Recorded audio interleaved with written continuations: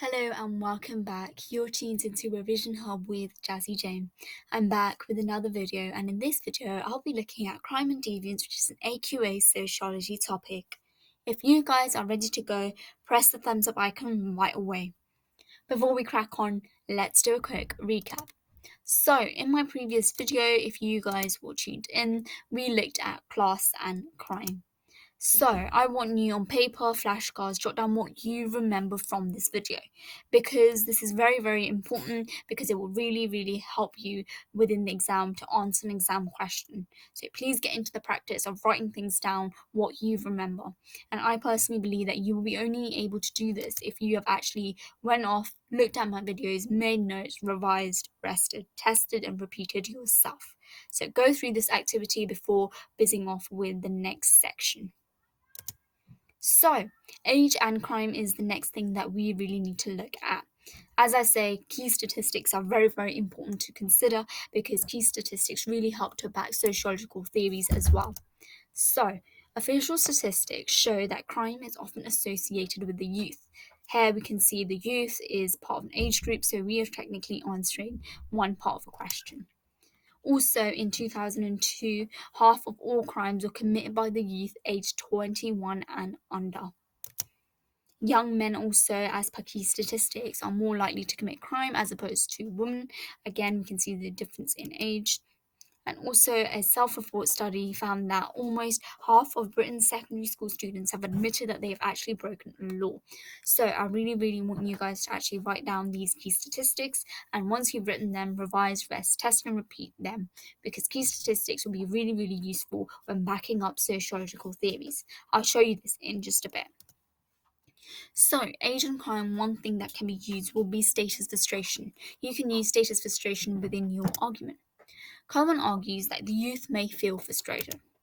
As a result of this frustration and due to the blocked opportunities, you can all link this to Merton, the strain between the goals and means because of the stratification system. They feel this sort of frustration and they feel that, they're blocked opportunities. Lots of sociologists have mentioned this within their theories. Now it's up to you to go back to my videos and find out which sociologists they are. If you guys have been constantly revising, you will know that there are two sociologists there who have actually mentioned this.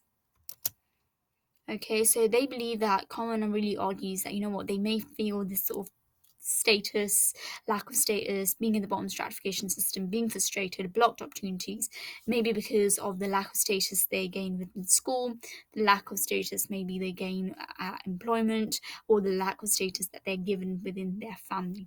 So it's very important. So you can use this when answering a question on age and crime, especially within the youth. Why do the youth commit crime based on age? You can use this because of status frustration, you can say.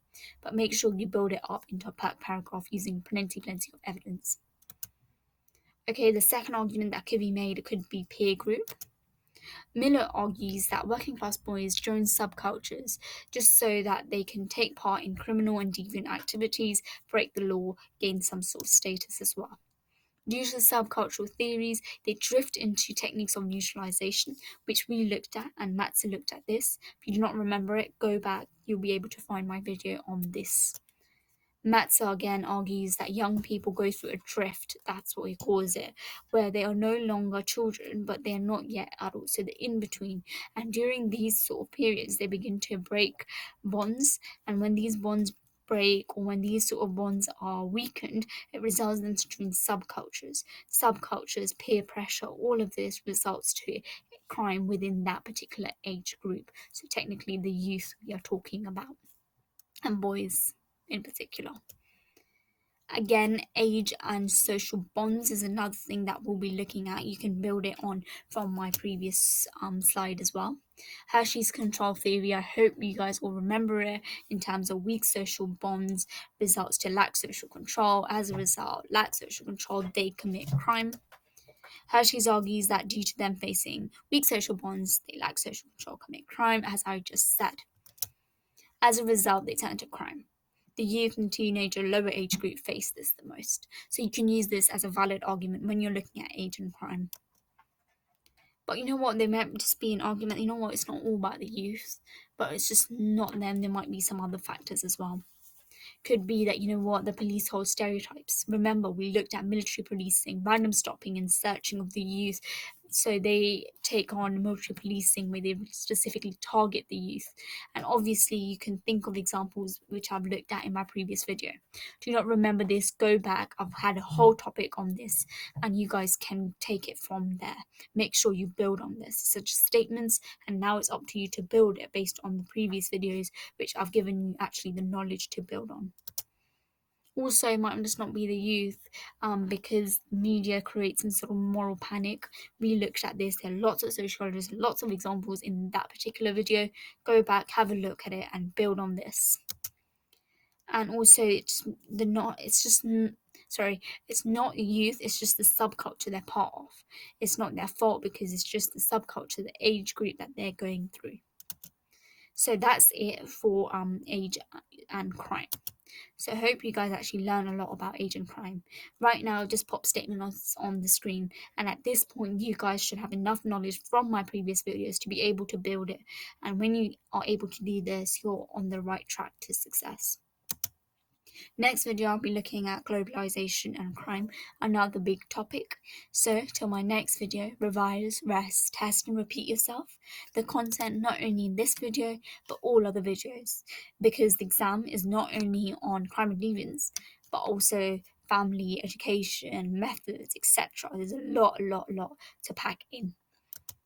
And again, do not forget to follow me on Instagram, revisionhub_JazzyJ. Please scan the name tag on Instagram to follow me. Do not forget to like my videos, press the smiley, take a few seconds to subscribe to my channel. Drop any comments if you have any criticisms, positive or negative, I'd love to hear them. And do not forget to press the bell icon to never miss my video. Thank you so much for tuning in into Revision Hub with Jazzy J. Keep revising, keep resting, keep testing yourself, and keep repeating this formula.